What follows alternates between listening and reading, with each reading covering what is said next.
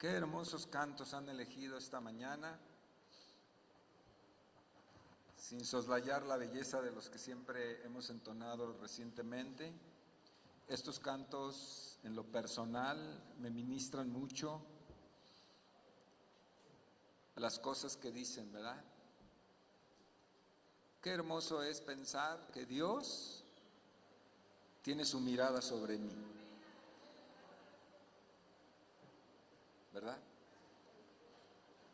Ponte a pensar solo un minuto, no segundos, ponte a pensar lo que significa que Dios te esté mirando, que Dios te tenga en cuenta, que el Dios Todopoderoso tenga su mirada sobre ti. Hermoso, ¿no? Sí. Esta mañana, en relación a la palabra, yo quiero más que una prédica, quiero hacer una reflexión de la experiencia de Jesús en la vida nuestra. Me parece que es importante que dentro de nuestra enseñanza, de nuestras predicaciones, de todo lo que aprendemos, de cuando en cuando hagamos un freno a ese tren de tantas cosas que son muy buenas y reconsideremos qué tanto ha enriquecido o cuál ha sido el resultado de la fe y de la creencia de Jesús en nuestras vidas. ¿Qué le parece? Porque hay diferentes tipos de creyentes, ¿usted lo sabe? Hay creyentes aficionados, hay creyentes asiduos, hay creyentes muy interesados, hay creyentes seriamente comprometidos, pero hay creyentes que la vida de Cristo, la vida de la fe lo es todo en su vida. ¿Usted de cuál es en todas estas categorías? ¿Usted es un creyente aficionado? A ver, levante la... No, no es cierto. No levante la mano. Es un creyente así como de lejitos, como simpatizante, o alguna de las otras formas de creyentes. Hay creyentes que jamás se paran en la iglesia y son creyentes, sí creen que porque alguien les enseñó en algún momento de la vida, de siendo niños, que había un Jesús y que a ese Jesús lo mataron y que lo colgaron de una cruz y que después de colgado pues subió al cielo y que ahora nos mira y que casi siempre está enojado y que trae un garrote en la mano y cada vez que la regamos nos da duro, ¿verdad?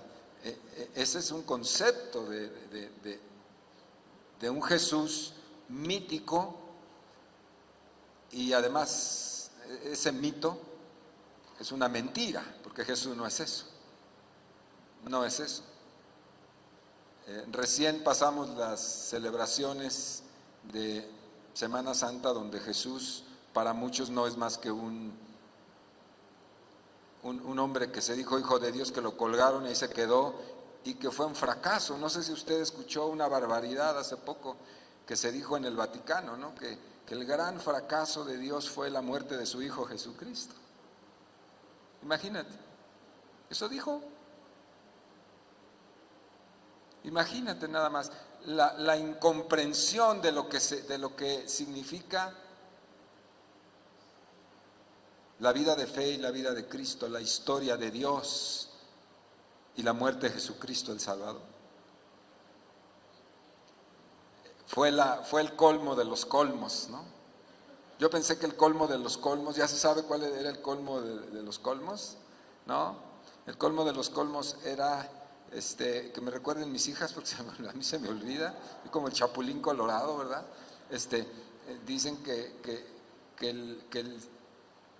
el mudo le dijo al ciego, que el mudo le dijo al sordo que el ciego le estaba mirando. Sí me salió bien, ¿no?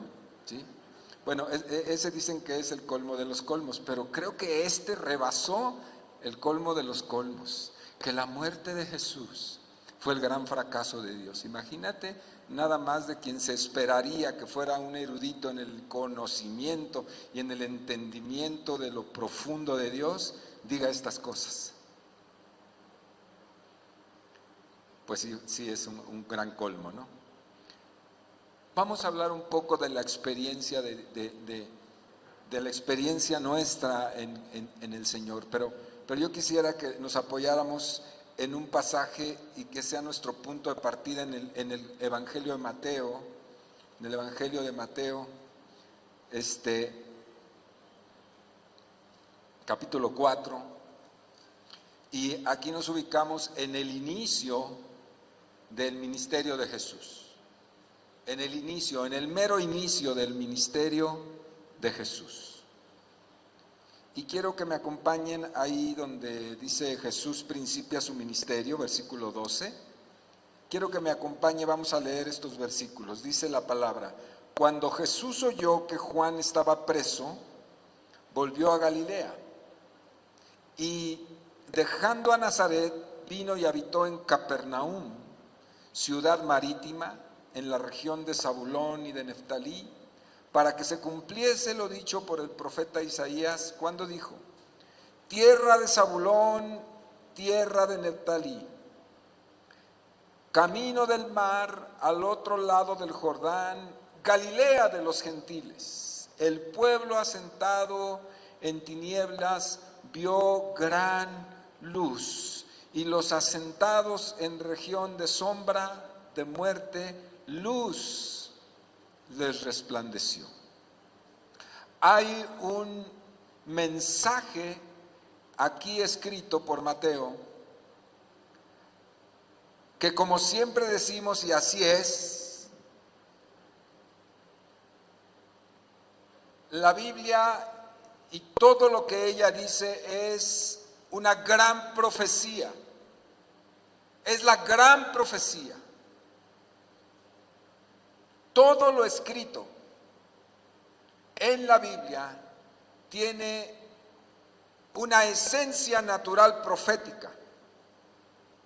Particularmente estos momentos del cumplimiento de la promesa profética que Dios había hecho a los antiguos desde Adán y Eva. Dios había hecho una promesa que había de venir un Salvador, un Redentor, un libertador. Aquí viene a cumplirse, este es el tiempo de los tiempos, diría yo. El momento en que Jesús es concebido en una virgen por el Espíritu Santo. Y previo había sido anunciado por los ángeles mismos de que este acontecimiento tendría lugar ya en esos días, en ese tiempo. Jesús es concebido y depositado en el vientre de una mujer que pisaba esta tierra. Es decir, ya estaba el Salvador en el mundo, pisándolo literalmente. Por eso digo que es el tiempo de los tiempos. Pablo Hoff tiene un libro extraordinario que se llama Se hizo hombre, donde nos da una lección extraordinaria de todo cómo se alinearon los astros, literalmente los astros se alinearon, los tiempos, la cultura, el idioma, los acontecimientos, los reinados. No fue un evento fortuito, casual el nacimiento de Jesús, sino que todo fue preparado desde el cielo para el advenimiento de Jesús. No fue una casualidad, ni siquiera su nacimiento humilde fue una casualidad. Todo tuvo un propósito, absolutamente todo lo que Jesús hizo y le aconteció tenía un propósito poderosísimo. Ahí le recomiendo a Pablo Hoff, en ese libro es extraordinario, en los primeros capítulos 1 y 2, ahí nos enseña cómo se alinean, y usted lo puede ir viendo a través de la palabra de Dios, todos los acontecimientos que tuvieron que dar, que se dieron lugar para la llegada del Señor a este mundo.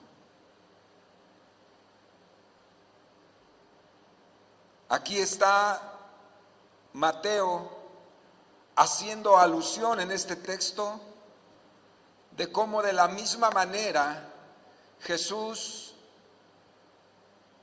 pisa el suelo de Zabulón y de Neftalí, la tierra de tribus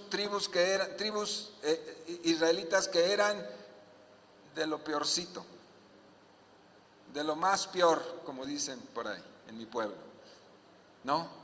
Y había una profecía donde decía que a estas regiones, que a estas tierras, que a estas poblaciones había de resplandecerse gran luz, de resplandecerles gran luz. Aquí está citando Mateo al profeta Isaías, que lo había dicho más de 600 años antes.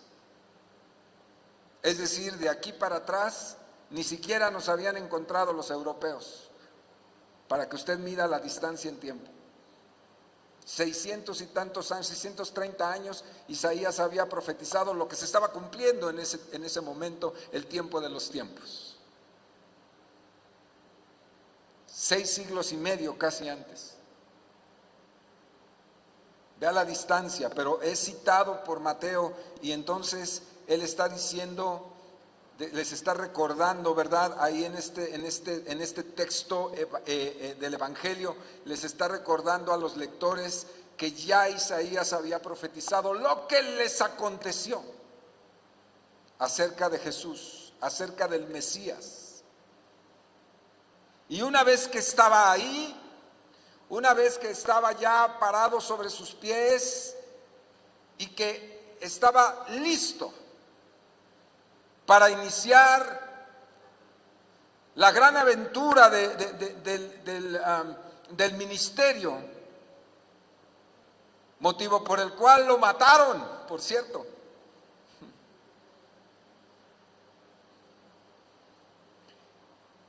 Comienza Jesús ahí a predicar diciendo: arrepentíos, porque el reino de los cielos se ha acercado.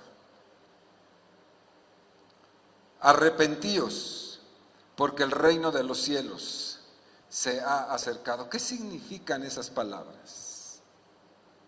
¿Qué significa eso?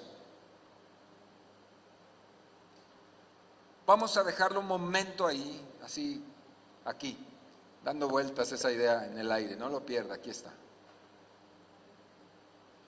Y quiero hacer una pregunta a este auditorio de esta iglesia. ¿Quién eres tú? ¿Quién eres tú? ¿Y qué cosa tiene que ver la persona tuya?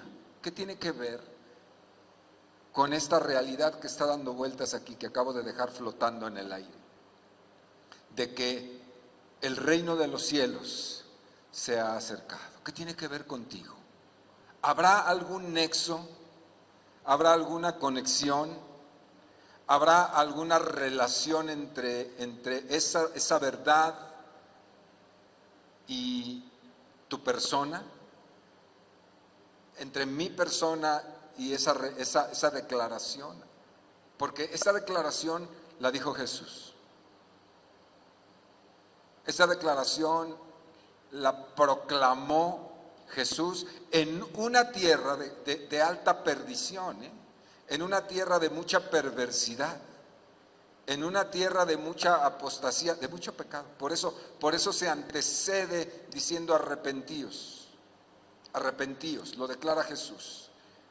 Si analizamos un poco esa frase, si nos estacionamos un poco en ella, nos damos cuenta rápidamente de que Jesús, al decir esto, está dando por hecho que algo está mal puesto, que hay algo mal, que algo está mal. Es decir, su proclamación, su declaración da por sentado, no pone en duda que algo está mal. Y entonces llama poderosamente al arrepentimiento. Todo mundo sabía lo que significaba arrepentidos. Como todo mundo sabe hoy aquí en este auditorio de 100 personas, ¿qué significa arrepentidos? ¿Sí o no? Todos sabemos qué significan esas palabras, qué significa ese llamado, arrepentidos. Es decir, es una palabra que seguramente la gritó, ¿verdad? La gritó, la proclamó en una exhortación y además tiene una forma verbal imperativa. No está diciendo si les da la gana, si les parece que pudiera ser. Hay algo, gente, hay algo que está mal. Hay algo en la vida del pueblo, hay algo en la vida de los individuos, hay una situación, una condición que está mal. Y tiene que ver con la actitud que tienen ustedes, dice ahí. Por lo tanto, la palabra es arrepentíos, arrepiéntanse. Es una exhortación imperativa, es una orden. Es una orden. No se lo está diciendo a la iglesia, no se lo está diciendo a los de la sinagoga, no se lo está diciendo a los religiosos, no en ese momento. Se lo está diciendo a la gente común y corriente como tú y como yo. Somos gente común y corriente, ¿sí o no? Nos equivocamos, nos enojamos, nos peleamos. Ayer vi una pelea absurda ahí en Gustavo Vaz, ahí por satélite. Vi una pelea de un hombre como de 35 años que se le cierra a otro. Yo creo que se venían peleando ahí, como suele pasar. A ver, levanten la mano, ¿quién sabe de esas cosas? Venían ahí, no. Yo vi que los coches se venían medio así y se le cierra a este hombre, se baja, era un gorila. No, era un hombre gorila, yo diría, en toda la extensión de la palabra, alto, corpulento, y la cara, pues, si lo veías de lejos parecía gorila. Ya cuando lo veías de cerca, no lo dudabas. Era un gorila el cuate, era un gorila, era un primate, ¿no? Y cuando ves su actuar, pues vas, lo corroboras, se lo remites a Darwin. No, era un primate manejando un automóvil. Y se baja y le abre la puerta a un señor de mi edad, de respeto, ¿verdad? Sí, pues era un hombre como de mi edad y el señor pues la pensó, dijo, no, pues con este no, y aquel le pateó la puerta, le abolló la puerta, yo creo que no sé qué le habrán echado chile a este hombre, como decía mi abuelita, le pusieron un cohete, pero era un energúmeno el tipo. Y quería pelea y se baja uno de un micro a ayudar al señor, ¿verdad? O más bien pues, no sé a qué se bajó, pues. Pero ya ve cómo son los micros, también igual más o menos, ¿no? A chismear, sí. Y se baja y pues yo digo, pues si le pega al pobre hombre, pues lo voy a defender, ¿no? Eso quise pensar. Pero bueno, ahí se empezaron a decir de cosas y luego se armó la bronca con el del micro y pues no te metas con los microbuseros, ¿no? Cuidado, ¿no? Sí me explico, o sea, ¿por qué dije esto? Ya hasta se me olvidó, ya me emocioné.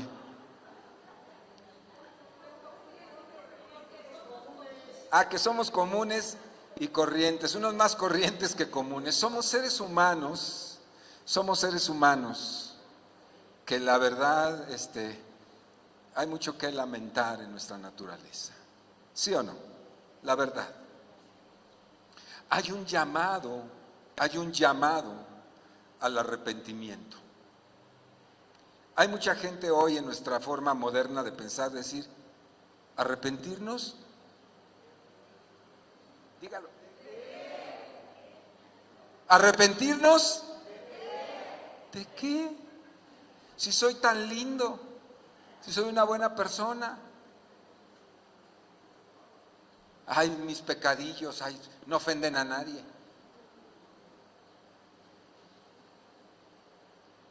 Hoy hay un concepto muy especial acerca del pecado. Hoy ya las iglesias cada vez le tienen menos rating a esa palabra. Cada día la usan menos porque no es redituable hablar de eso en la iglesia, porque la gente se te va. Ya vi la cara que hicieron, pero es la verdad. O sea, si tú hablas de cosas que a la gente le incomodan, no le gustan, pues ¿por qué cree que apenas llenamos estas sillas? Nosotros sabemos cómo hacer crecer una iglesia de esas así, y ya tendríamos 3 bodegas aquí, pero Dios no nos llamó a hacer eso. Dios nos llamó a predicar a Cristo. Y la predicación de Cristo siempre fue profundamente confrontante. ¿Sabe? Estamos reflexionando, ¿verdad? Así que estoy muy informal. Sabe que se nos ha ido mucha gente, bueno, se nos ha ido gente a lo largo de nuestros 20 años, te lo platico a ustedes, se los platico, se nos ha ido porque dicen que somos muy ásperos, que somos como muy rígidos, ¿no? Y a veces no lo dicen, pero lo sabemos, que lo dicen, por allá lo llegan a decir. Se nos van porque dicen que somos muy religiosos, muy conservadores, se nos van por eso, que somos muy mochos. ¿Sí se entiende esa palabra? ¿Sí? Se nos van. Pero yo encuentro a un Jesús, sin pretender ser Jesús, ya quisiera, ¿verdad? Mi Señor, pero yo encuentro a un Jesús que es confrontativo, que mira y lee el corazón de la verdad, lo que hay dentro del corazón de los hombres, y les dice las cosas, y después le gritan que lo asesinen, que lo maten, ¿verdad? Lo acusan, lo injurian, y Jesús les dice: ustedes me aborrecen porque les digo la verdad.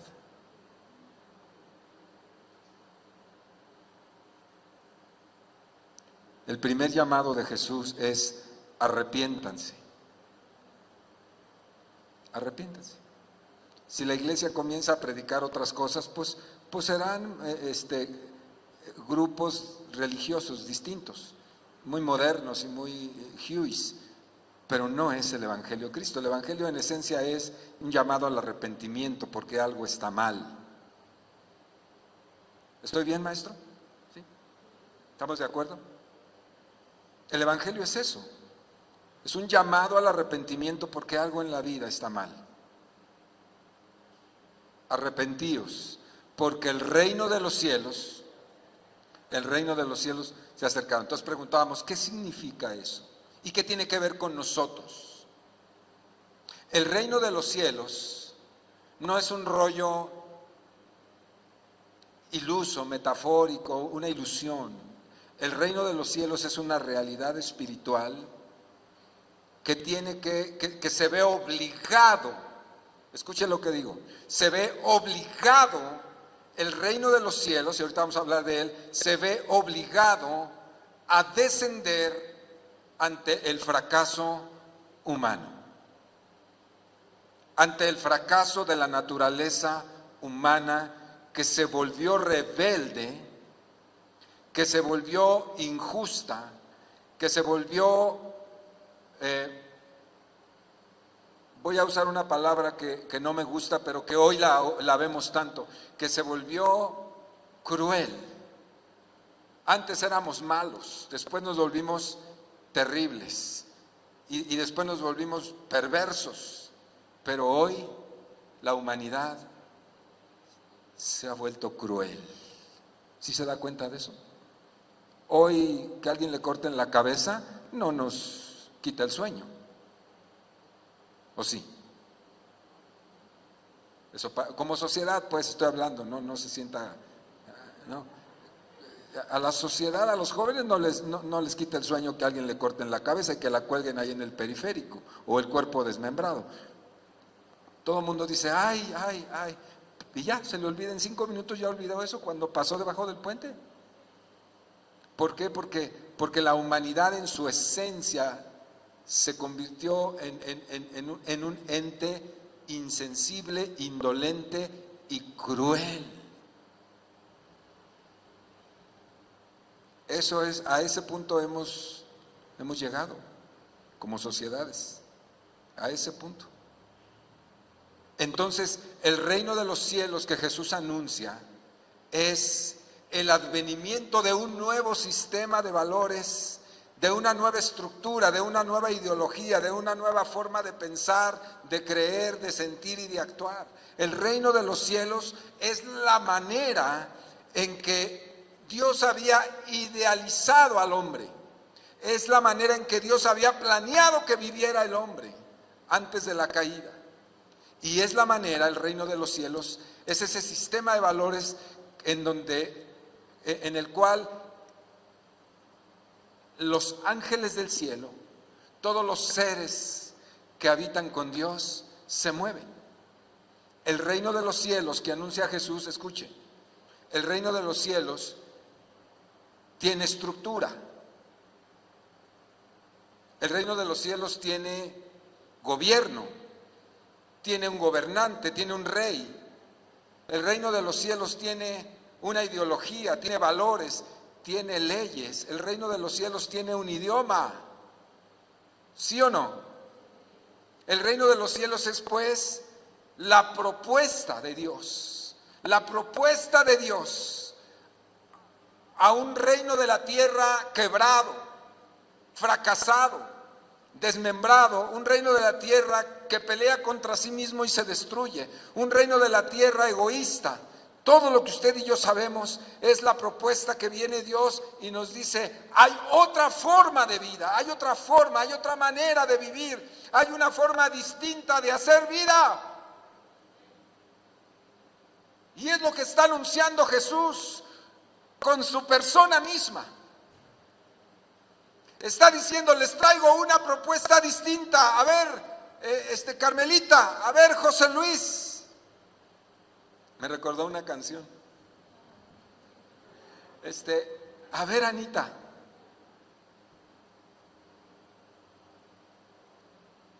¿Cómo es tu vida? ¿Cómo había sido tu vida?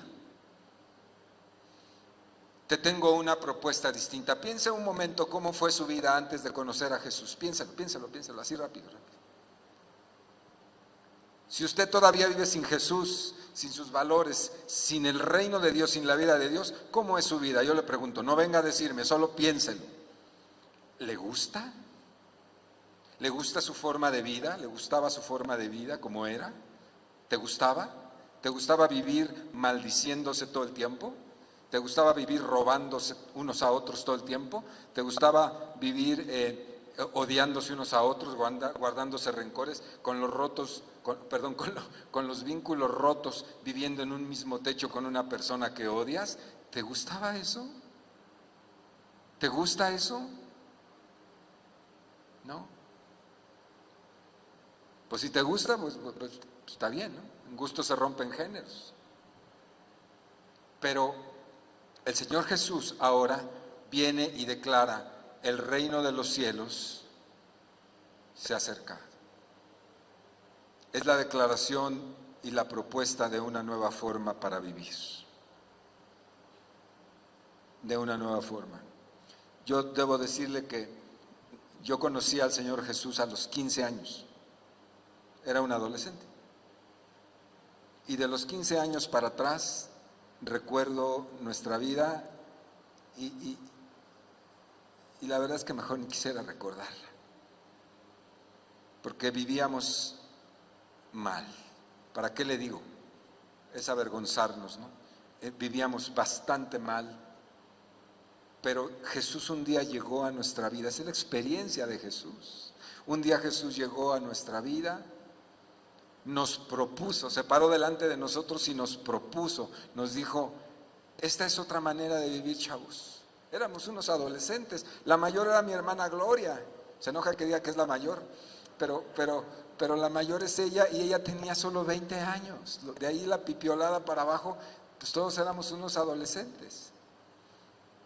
Y el Señor Jesús llegó a nuestra casa, donde había tantas carencias de todo tipo, y entonces Él viene y nos trae una propuesta y nos dice, hay otra forma de vida que yo, Cristo Jesús, te vengo a proponer. ¿Quieres vivir diferente? Vive diferente. Esa es la esencia, ¿no? Vive diferente. La experiencia de Jesús en nosotros trae como consecuencia una vida diferente a la que habíamos vivido antes. Una vida de sufrimiento, una vida de carencias, una vida de rencores, una vida de dolor, de amargura, porque Cristo trae un paquete de gran bendición para todo aquel que se encuentra con Él y le dice que sí. Ese es el cristianismo en esencia. Esa es la vida cristiana en esencia. Eso es Cristo en nosotros. Usted puede decir, pero si yo no ha pasado otra cosa en mi vida desde que llegué a la iglesia que puro sufrimiento. Pues revise bien si realmente usted le entregó la vida a Cristo. Revise bien, porque eso es incongruencia. Claro que el cristiano entregado a Cristo sufre, pero no sufre ya por aquellas cosas. Sufre porque lo persiguen, sufre porque la gente lo maldice por ser cristiano, sufre porque lo cortan los que ya no les gusta su forma de vida. Es otro tipo de sufrimiento, es una cosa que ni sufrimiento es un privilegio. ¿Sí o no? Jesús dijo, bienaventurados los que por mi causa os vituperen y os persigan diciendo cualquier clase de mal. Es un privilegio, eso no es sufrimiento. Pero los que son verdaderamente de Cristo han dejado aquellos sufrimientos de dolor que acabo de mencionar, y la lista es larga, donde las consecuencias de sus propias acciones los tienen con la soga en el cuello. Es muy importante esto. Recapitular dónde estamos parados, qué ha sido Cristo en nuestra vida, qué es Cristo en tu vida, señorita joven, ¿qué es? Jesucristo es una idea, una fantasía, un mito, un revolucionario, un revoltoso, un iluminado. ¿Qué es Jesús en tu vida? ¿Qué es? Pues todo lo que acabo de decir, así se ha dicho de Jesús. Pero muy pocos, poquísimos, proporcionalmente hablando, realmente reconocen que Jesús es el Señor de sus vidas. Es el Señor, el Dios de sus vidas, al cual obedecen, al cual aman, por el cual entregarían la vida. Muy pocos, muy pocos. Y eso es triste. Sin embargo, es bíblico. Porque Jesús dijo, ancho es el camino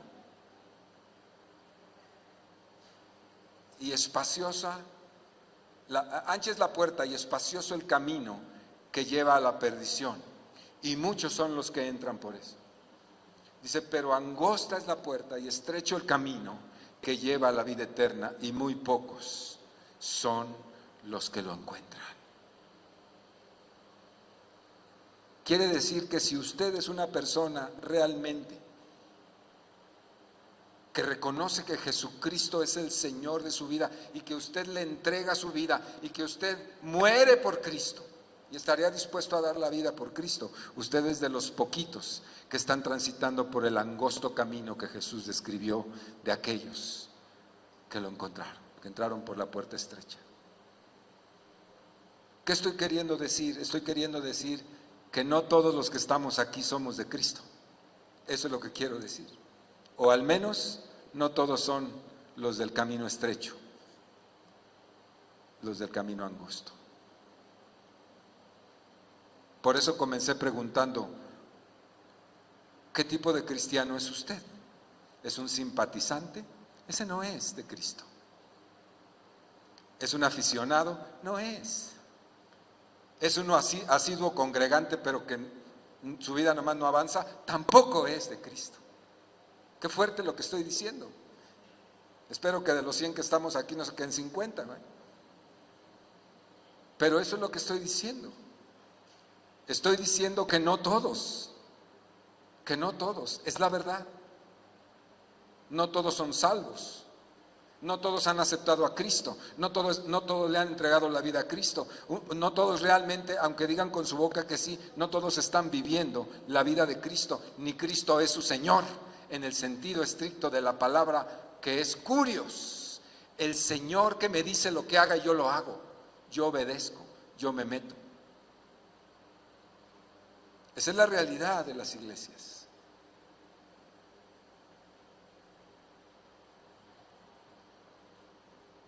Hay un ofrecimiento, el reino de los cielos baja, se posa entre nosotros, se infiltra entre nosotros. Y el reino y el poder del reino comienza a manifestarse entre nosotros. ¿Cuántos de ustedes no han sido testigos de milagros? Levante la mano quien por lo menos una vez en su vida ha sido testigo u objeto de un milagro. Levante su vida, su mano. Todos. Eso no nos garantiza, yo también, no nos garantiza que somos de Cristo. ¿Sabía eso? Eso no garantiza que somos de Cristo. Hemos visto sus milagros. Hubo multitudes que vieron sus milagros, que después le dijeron crucifícale. El ver milagros, había una fiebre la década pasada donde decían, en la iglesia de allá del poniente de la ciudad está viendo milagros, maravillas y prodigios, y ahí va toda la gente allá porque había milagros. ¿Y qué? Está bien pues, pero ¿qué que haya milagros? Eso te va a transformar. Eso va a hacer de tu vida una vida sólida en Dios, una vida recta delante de Dios, una vida moral delante de Dios, una vida entendida en Dios, una vida que ame a Dios y que tema a Dios. Si va a ser, corre, ve. Pero si no, quédate aquí en esta humilde casa, dobla tus rodillas y entrégale tu vida a Cristo.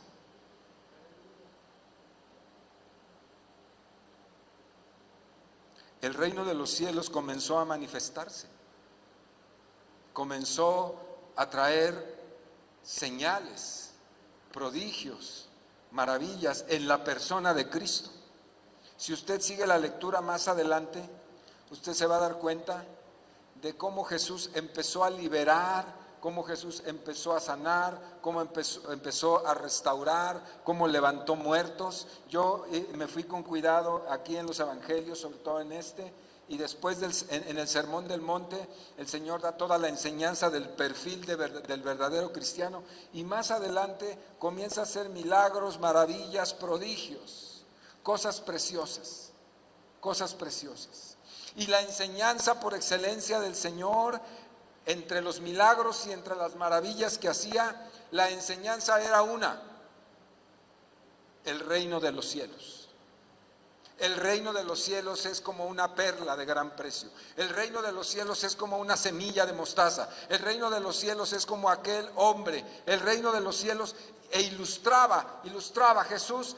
Hacía unas pinturas maravillosas como en la pared, haciendo retratos, ¿verdad?, de lo que era, porque así era la manera de enseñar del Señor. Era muy ilustrativa. Habló del hijo pródigo, habló del pueblo judío que era envidioso ante los gentiles perdonados. Esa es la esencia del hijo pródigo, de la historia del hijo pródigo.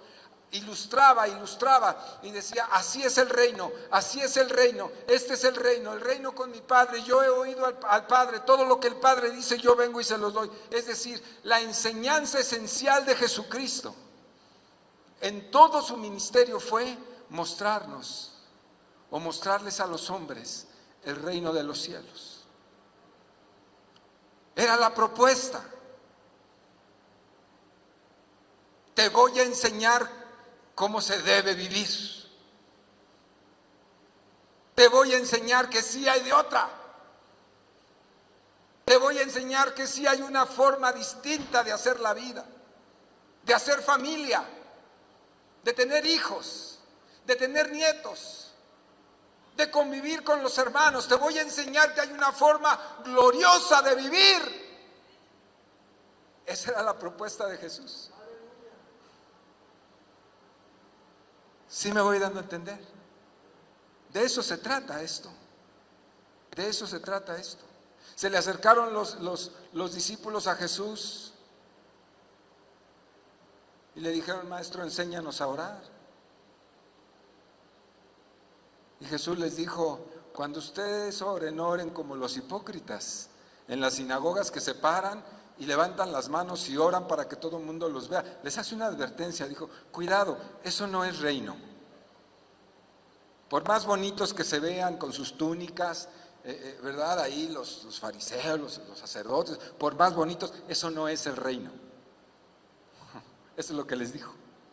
Por más elocuentes oraciones que hacen, eso no es el reino. Y después de advertirles eso, les dice: cuando ustedes oren, muchachos, ustedes los de confianza, los que están preguntándome, oren así: Padre nuestro que estás en el cielo, santificado sea tu nombre. Es decir, un reconocimiento a Dios. Y esto es contundente: venga a nosotros tu reino. Arrepentíos porque el reino de los cielos se ha acercado. Otra vez: venga a nosotros tu reino, es decir, lo que tú quieres que se haga, como tú quieres que se haga, en la estructura, en la mentalidad, en el lenguaje, en la manera en que quieres que se haga. Es decir, lo que hay en el reino allá, venga a nosotros. Establécelo entre nosotros. Que se viva como se vive allá, así. Eso es lo que está diciendo Jesús. El reino de los cielos ha descendido y al mismo tiempo es lo que está diciendo: venga tu reino. Quiere decir, como tú dices que se haga, así se hará en mi vida, en mi familia, en mi casa. Pregunta, iglesia, pregunta: ¿está establecido el reino de los cielos en tu casa? Jóvenes, ¿están viviendo de acuerdo a la petición de Jesús, a las declaraciones de Jesús? ¿Sabes qué pasa, joven? En el reino de los cielos se da una orden, ¿y qué? No, ¿y yo por qué? Manda a mi hermano, no hace nada. Le dice el Señor al ángel Miguel, ¿verdad? Le dice: a ver, Miguel, ve a la casa de Gladys, que unos ladrones ahí se quieren meter, les quieren robar, párate ahí y no permitas. ¿Yo por qué? Dile a Gabriel, está todo el día tirado ahí en la hamaca. ¿Eso pasa? No. ¿Tú crees que a algún ángel le falta el respeto a Dios?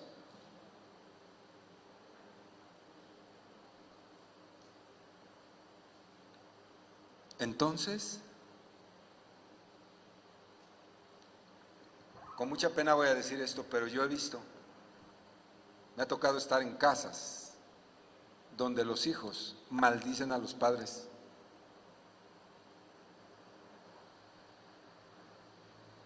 De palabra y de acción. No les muestran el mínimo respeto. Y estoy hablando de gente que ha estado en la iglesia, que ha vivido en la iglesia. Unos todavía están y otros ya no están. Pero que le faltan al respeto diciéndole majaderías de las más grandes a su mamá. Para que usted me entienda. Eso no es el reino de Dios. En el reino de Dios, como dicen los soldados, se obedece al paso veloz. Se da la orden y se obedece así, mira. Rápido y de buen modo. Porque en el reino de Dios hay amor. Claro que a veces los hijos son el resultado del desamor, ¿no? Todo tiene una consecuencia. Los hijos siempre son el resultado, son el reflejo pues de uno, para bien y para mal. Si tú te quieres evaluar, no te veas al espejo como padre, porque siempre dirás: ay, qué chulo soy, todavía la hago. Tienes 56 años y te quieres creer un chamaco de 25 y andas quedando todavía y y quieres ser un galán, ¿no? ¿No? Eres chavorruco, eso sí. No, pero no te evalúes así porque la evaluación no será correcta. Observa a tus hijos cómo son. Eso eres tú. Es la traducción. Es la traducción. Punto.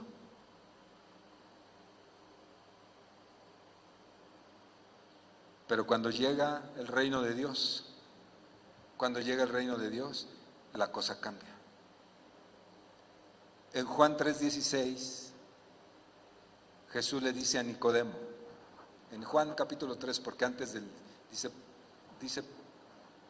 está explicando esto a un doctor de la ley, o sea, no era un ignorante, no era un tipo que lo podías convencer con 3 palabritas elocuentes, no era un tipo así. Nicodemo era un erudito,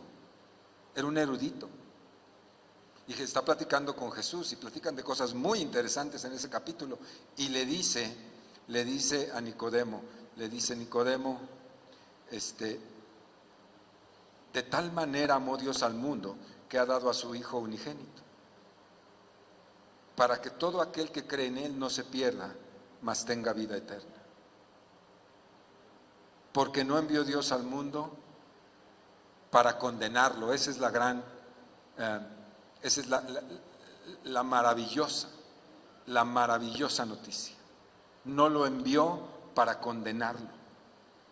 Esta mañana, si algo de lo que yo estoy diciendo puede hacerte sentir mal, yo te quiero decir algo. Cristo no vino para condenarte, sino para que seas salvo por Él. Todo aquel que crea tenga vida eterna. Sí, ese es el corazón de Cristo, el ofrecimiento del reino. Dice la condenación, más adelante dice el que cree ha sido salvado, el que no cree ha sido condenado. Y la condenación consiste en lo siguiente. Dejen que pase el de la campana. No sé si me le está tocando a mí ya o la condenación consiste en lo siguiente. Ahí le va, hermano, ahí le va.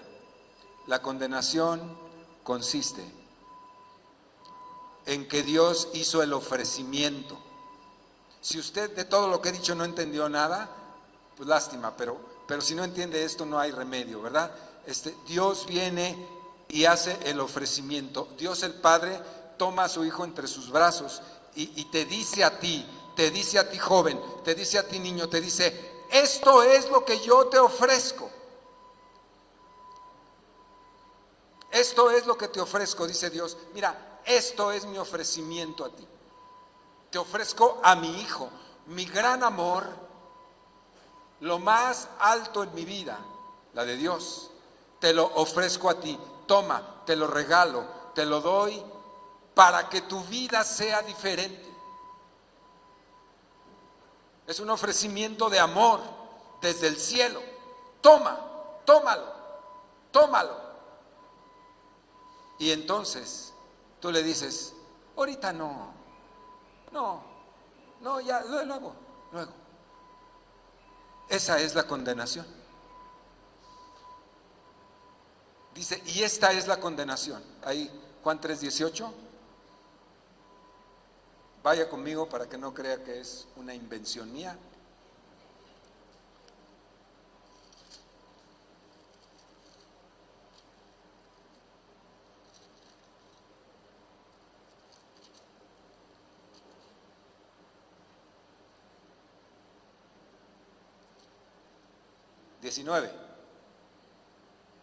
Y esta es la condenación, que la luz vino al mundo. ¿Quién es la luz?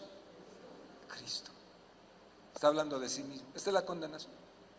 La luz vino al mundo y los hombres amaron más las tinieblas que la luz, porque sus obras eran malas. Dijeron: no, yo estoy bien así. No te preocupes. No, mira, ya, a ver luego, después. Yo quiero seguir todavía en mi rollo. Yo quiero seguir en mis tranzas, quiero seguir en mi filosofía, quiero seguir en mis borracheras, quiero seguir en mis holgazanerías, quiero seguir lastimando a mi esposa, quiero seguir maldiciendo a mi compadre. Yo quiero seguir eso. Yo ahorita contigo, no. Sí te respeto. Además creo, además sí creo en ti, sí, y hasta he ido a jurar 3 veces. Pero no quiero nada contigo. Esta es la condenación, que la luz vino a los hombres y los hombres amaron más las tinieblas que la luz. Ese es el mensaje. Esto lo está diciendo Jesús, no lo está diciendo Pablo ni Pedro, que sería muy respetable que lo dijeran, pero esto lo está diciendo Jesús a un hombre llamado Nicodemo.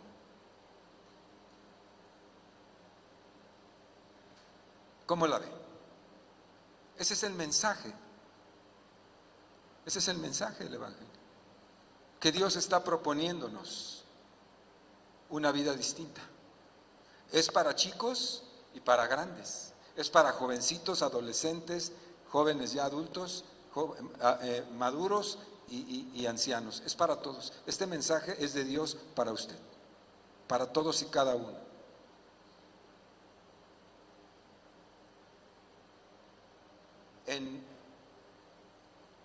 En el capítulo 4 de Lucas, le invito también allá.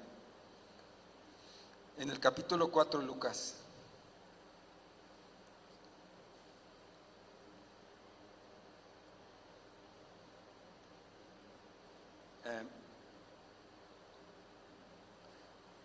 hay un pasaje que a mí me gusta mucho.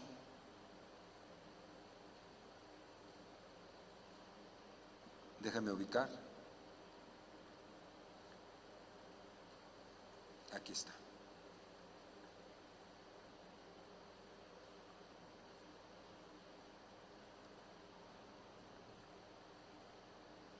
El contexto está en la sinagoga. Cuando Jesús entra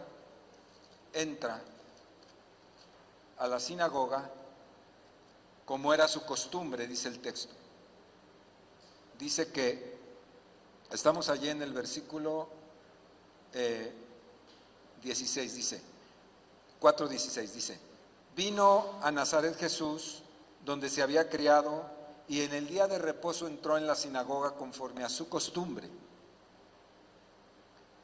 Y se levantó a leer, y se le dio el libro del profeta Isaías, y habiendo abierto el libro, halló el lugar donde estaba escrito, el Espíritu del Señor está sobre mí, por cuanto me ha ungido para dar buenas nuevas a los pobres, me ha enviado a sanar a los quebrantados de corazón, a pregonar libertad a los cautivos y vista a los ciegos, a poner en libertad a los oprimidos, a predicar el año agradable del Señor. En este mismo inicio del ministerio de Jesús, Él viene y no fue un improvisado, Él trae ahí su itinerario. Jesús no dijo, pues voy a ver qué hago entre estos bárbaros. A ver qué. No, él tenía perfectamente delineado cuál era su quehacer en medio de nosotros. Y vemos expresado en este pasaje, vemos expresado, amados hermanos, el amor de Dios en la obra de Cristo. Mire, vamos uno por uno. El primero dice, el Espíritu del Señor está sobre mí por cuanto me ha ungido. ¿Qué significa por cuanto me ha ungido? Por cuanto me ha dado poder, por cuanto su presencia está en mí. Y dice, para dar buenas nuevas a los pobres. En Mateo, yo le voy a ir diciendo citas, y usted anótela si quiere, me voy a ir rápido. En Mateo capítulo 4, versículo 2, dice lo siguiente: cuando Jesús oyó que Juan estaba preso, volvió a Galilea. Y entonces narra en ese pasaje justamente lo que el profeta Isaías, que acabamos de leer hace un momento, el profeta Isaías dijo acerca de que Jesús vendría, que predicaría acerca del reino de Dios, que enseñaría del reino de Dios a todos los hombres y que haría una propuesta nueva para vivir. Entonces, cuando dice dar buenas nuevas a los pobres, está hablando justamente de eso. Las buenas nuevas, la buena noticia era que el reino de los cielos se acercó, como ya dijimos, lo cual significaba que todos los recursos que de Dios estaban poniéndose a disposición de los hombres. Cuando usted dice, bueno, pues es que yo he vivido 30 años, 40, 50 años así, en este batidillo he vivido todo el tiempo. ¿Cómo le hago? No sé ni dónde empezar. Aquí está diciendo que Dios dará los recursos, dará la guía, te pondrá todos los recursos del cielo y el Espíritu Santo te guiará para hacer una vida diferente, una vida nueva, una propuesta de Dios en tu vida. Eso es lo que está diciendo, para dar buenas nuevas. La buena noticia de Jesús ahora es que puedes vivir distinto.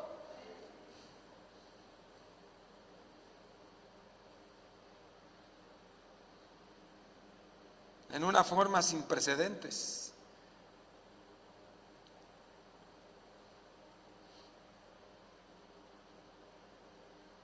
Buenas nuevas, de tal manera amó Dios al mundo, que el que quiera salvarse, se puede salvar. Son las buenas nuevas que Dios da. La segunda es, me ha enviado a sanar a los quebrantados de corazón. Siga ahí conmigo. Sanar a los quebrantados de corazón. ¿Recuerda usted el pasaje de Juan capítulo 4:9 donde platica con la samaritana? ¿Se acuerda de eso? Dice el texto, ya usted lo conoce, pero la samaritana le dice, ¿cómo tú siendo judío me pides a mí de beber, que soy mujer samaritana? Nosotros no nos llevamos, judíos y samaritanos no se tratan entre sí. Y mire lo que le responde Jesús. Jesús le responde, si conocieras el don de Dios y si supieras quién es el que te dice dame de beber, tú le pedirías y él te daría agua de vida. Ahí está Jesús sanando a los quebrantados de corazón.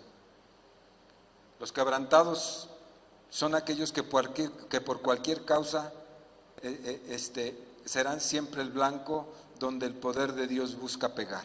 ¿Sabía usted eso? Dios busca quebrantados. Dios quiere gente quebrada para restaurarla. ¿Cuántos saben lo que estoy diciendo? Dios busca gente quebrada. ¿Tú estás quebrado? Buenas noticias, porque Dios te ha estado buscando a ti. Son aquellos cuyo dolor puede ser callado y hasta secreto, como la samaritana. ¿Cuántos de ustedes traen dolores callados, secretos, impronunciables? No levante la mano porque es un secreto.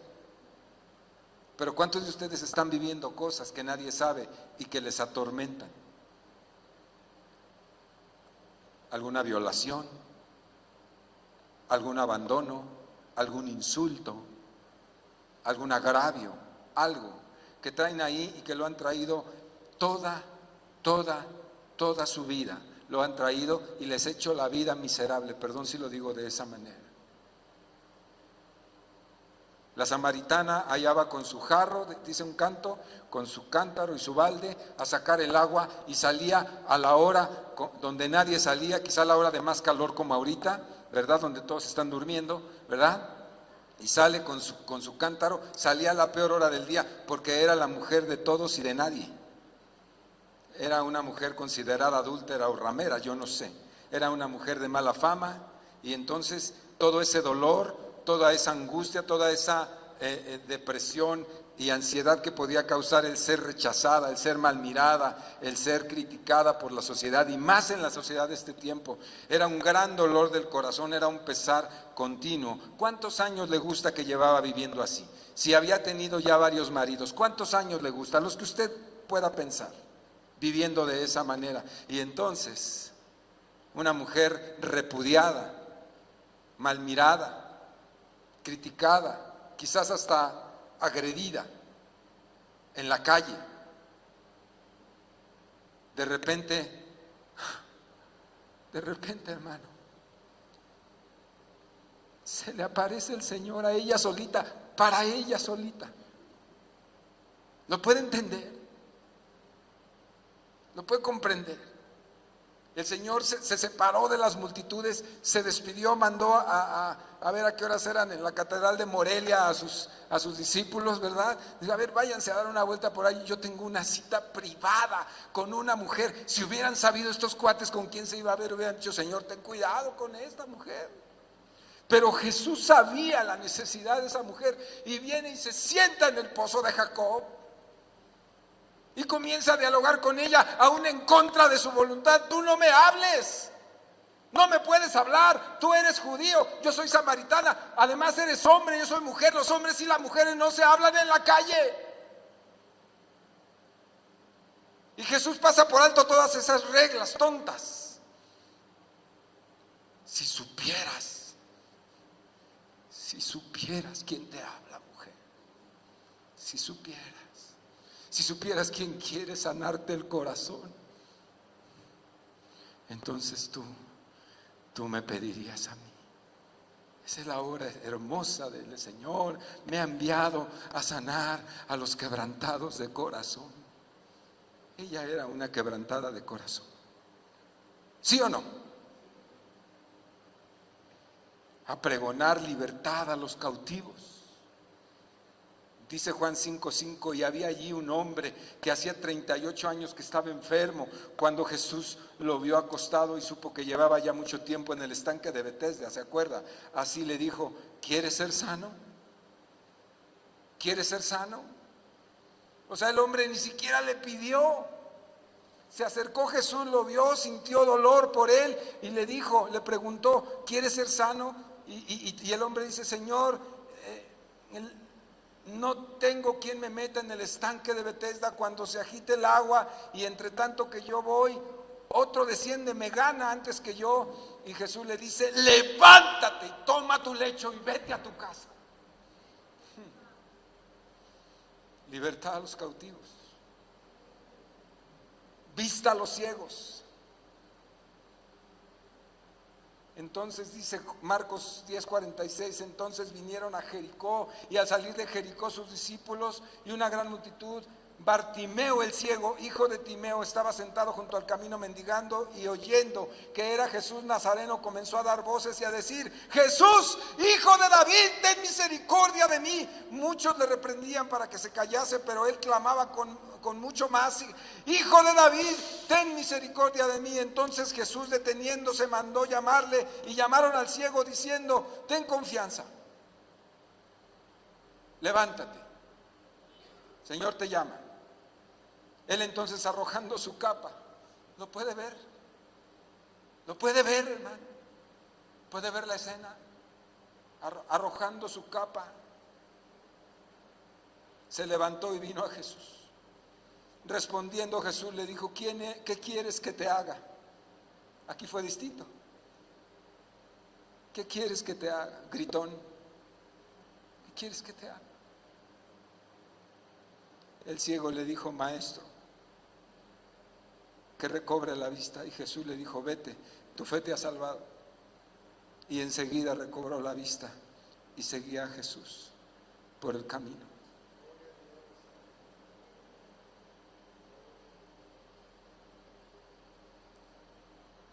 A poner en libertad a los oprimidos. Lucas 8:27, al llegar a él a tierra, vino a su encuentro un hombre de la ciudad endemoniado, que hacía mucho tiempo no vestía ropa, o sea, andaba desnudo, ni moraba en casa, sino que en los sepulcros. Este, al ver a Jesús, lanzó un gran grito y, postrándose a sus pies, exclamó a gran voz, ¿qué tienes conmigo, Jesús, Hijo del Dios Altísimo? Te ruego que no me atormentes, porque mandaba al espíritu inmundo que saliese del hombre, pues hacía mucho tiempo que se había apoderado de él, y le ataban con cadenas y grillos, pero rompía las cadenas y era impelido por el demonio a los desiertos. Y le preguntó Jesús diciendo, ¿cómo te llamas? Y él le dijo, Legión, porque somos muchos. Porque somos muchos demonios, porque muchos demonios habían entrado en él, y le rogaban que no los mandase al abismo, que los dejase entrar en ellos. Perdóneme, estoy leyendo mal. y le rogaban que no los mandase al abismo, y había allí un hato de cerdos que pasían en el monte y le rogaban que no los dejase entrar, que los dejase entrar en ellos, y el hato se precipitó en un despeñadero en el lago y se ahogó. Ahí está. Jesús dijo lo que iba a hacer y lo estaba haciendo. Sencillo. Jesús dijo que lo que iba a hacer y lo estaba haciendo.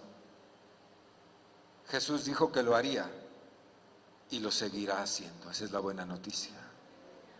Todavía tiene poder infinito. Todavía quiere y su voluntad no ha cambiado. Todavía quiere. La segunda y última pregunta es, ¿tú quieres? Él todavía quiere y Él todavía lo hará. Jesús no juega. Jesús no juega como muchos aquí están jugando al cristianismo. Que si voy, que si no voy, que si quiero, que si no quiero, que si mañana, que si... No, Jesús no juega. Jesús dijo y lo hizo y lo seguirá haciendo si tú quieres que lo haga. Si no quieres que lo haga, seguirás viviendo igual, endemoniado, enfermo, oprimido, ciego. Seguirás viviendo. No importa que vengas aquí los domingos, eso no tiene importancia. Lo que tiene importancia es que tú tomes en serio a Jesús. Jesús dijo que lo haría y Él lo hizo. Ponte de pie. Ponte de pie.